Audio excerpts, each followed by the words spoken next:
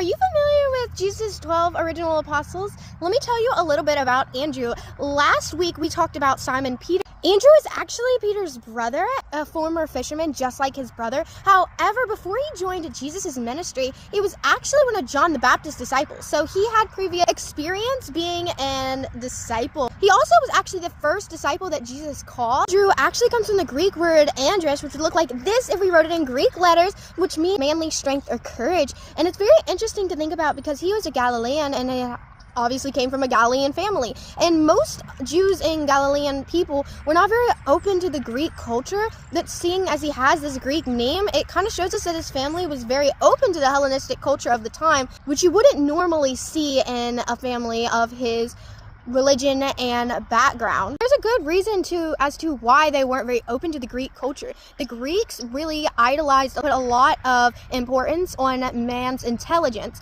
They didn't rely on God or see that their reasoning came from God as we're made in the image of him, but rather believed that man could learn and grow on their own without God and did not need him for any of their scientific discoveries or mathematical equations, which is why they had a lot of problems in their math where they couldn't focus on infinitesimals and things like that because they didn't understand the infinite, because they recognized God as sovereign.